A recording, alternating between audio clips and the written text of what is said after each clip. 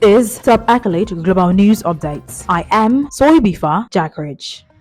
A United Nations inquiry released alleged that Israel committed war crimes in the early stages of its military response to the Hamas invasion of October 7th. The inquiry also said that actions taken by the IDF constitute crimes against humanity due to a widespread or systematic attack directed against civilian populations in Gaza. The findings of the inquiry, which were published by the UN International Commission of Inquiry on Occupied Palestinian Territory, called from two separate reports by independent experts, with one focusing on Hamas assault on Israel during the October 7th invasion and the other focusing on Israel's response. In calling some of the war crimes against humanity, the UN report accuses Israel of one of the worst international crimes, usually reserved for crimes committed against a civilian population in widespread and premeditated fashion. The commission also accused Israel of sexual violence and gender discrimination over the practice of forcing captured or surrendering men to strip down to their underwear. Israeli authorities said this was done to ensure the men were not carrying concealed weapons. However, they admit that the photos and videos of those events should not have been released. The commission said that forcing the captured men and teenage boys to strip was intended to inflict severe humiliation. While the commission said it identified a pattern of sexual violence by Palestinian terror groups during the October 7th attacks, it said it was not able to independently verify allegations of rape, which it blamed on obstruction of its investigation by the Israeli authorities. This conclusion comes in spite of the previous statement in the report saying that UN investigators collected and preserved digital evidence, including images of victims' bodies displaying indications of sexual violence, a pattern corroborated by independent testimonies from witnesses. The report also cited reliable witness accounts of undressed bodies or exposed genitalia and signs of struggle or violence. It also ignored the report of UN Special Representative of the Secretary General of Sexual Violence in Conflicts, Pramila Patten, which found that rape likely occurred during the Hamas invasion of October 7th, and that there exists evidence that hostages face sexual violence in captivity.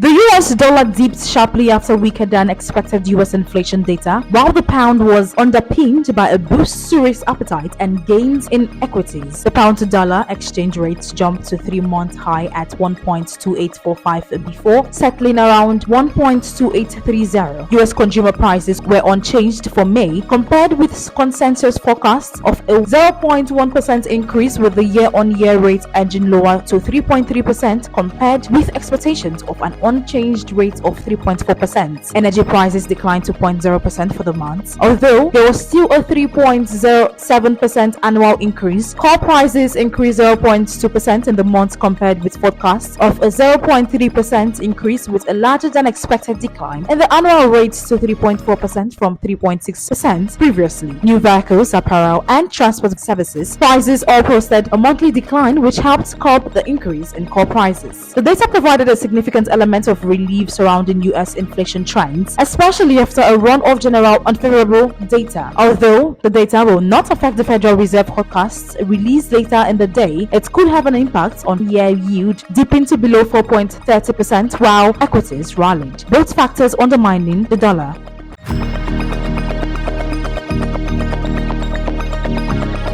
The 30-year-old pop star who shot to fame as a teenager on children's TV channel Nickelodeon, playing Kat Valentine on Victorious, and later starred in the spin-off show Sam and Kat alongside Janette McCurdy, reflected on her time on the shows following recent allegations of emotional and physical abuse on Nickelodeon sets by former child actors in the documentary series Quiet on Set: The Dark Side of Kids TV. While not directly referencing the series, Grande expressed empathy with the devastating allegations that have recently emerged despite having a beautiful experience on the TV set herself. She stressed the need for a safer environment for child actors. Speaking on an episode of the Podcross podcast, co-hosted by US actor Penn Badgley, Grande proposed that therapy sections 2 or 3 times a week should be included in child stars' contracts to help them cope with their sudden exposure. There should be an element that is mandatory of therapy.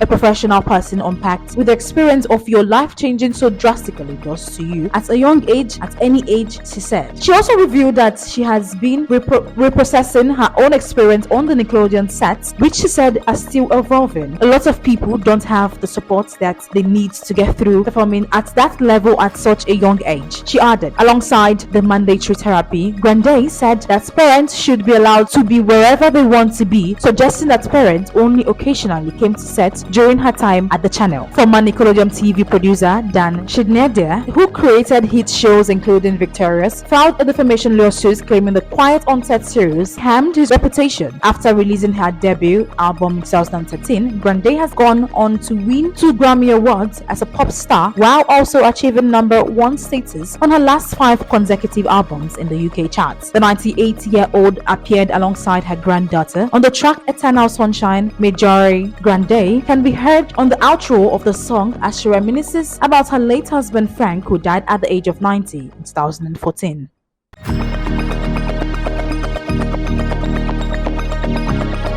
Australia is famously well served for most varieties of terrifying fauna, but at least one variety of prehistoric predator is underrepresented in its fossil record: the flying carnivorous dinosaurs known as petrosaurs. However, a new paper published June 12 scientific report describes a fossilized skeleton found in the Australian state of Queensland that belongs to a previously unknown species of petrosaurs. The new species, dubbed Haliskia petersensi, lived 100 years ago during the Albian stage of the Cretaceous period, and its discovery suggests petrosaurs may have been more widespread down under than previously thought. The new discovery is existing for a number of reasons. It represents a hitherto unknown species. It comes from a continent that has yielded relatively few petrosaurs fossils, and it is far more complete than any other previous sample found in Australia. The skeleton includes part of the creature's skull, its entire mandible, 2 vertebrae, 12 ribs, 2 gastralia along with multiple phalanges, metatarsals, and digits. Study co-author Adele Petland says Haliskia is 22% complete, making it more than twice as complete as the only other known partial petrosaur skeleton found in Australia. The relative completeness of the skeleton allowed researchers to place it into the clade Ahanguria and to speculate about its feeding habits. Haliskia skeleton dates to a time when much of Queensland was underwater,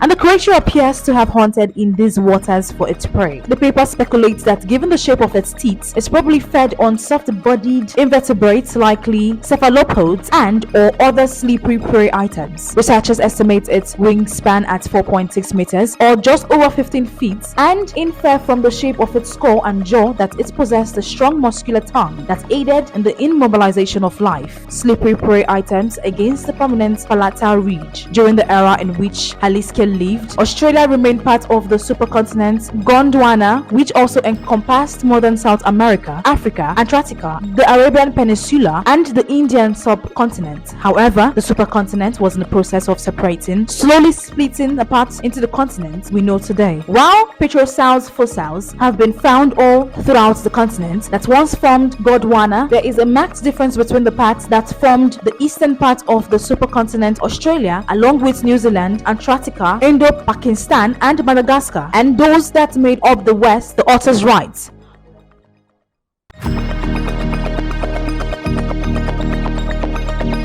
Piles of petrosaurs are rare in eastern Gondwana, in stark contrast to their relative abundance and diversity in western Gondwana. 8 former employees sued SpaceX and its CEO Elon Musk, alleging that Musk ordered them fired after they challenged what they called rampant sexual harassment and hostile animal-hostile work environment at the company. The employees, who filed suit in the California state courts, detailed their complaints in a 2022 open letter to management they shared via a company intranet. The next day, 4 of the plaintiffs were fired. They alleged others were terminated later after an internal investigation. In January, the Federal National Labor Relations Board filed its own complaint against SpaceX based on issues raised by 9 fired employees. Among other workplace concerns, the open letter called on executives to condemn Musk's public behavior on X, the platform then known as Twitter, and to hold all employees accountable for unacceptable conduct. Musk's action included making light of sexual harassment allegations against them, charges that the billionaire denied. The plaintiffs are seeking unspecified monetary damages. The complaints drew connections between Musk's behavior, in particular his often lewd posts on Twitter, and the working environment at SpaceX. It states that one of the plaintiffs, Yaman Abdullah Haq, noted that many of the inappropriate examples cited in a 2021 appropriate behavior employee training closely resemble the content of Musk's tweets. Abdullah Haq sent examples of those tweets on SpaceX Human Resources Director, who took no action, the complaint stated.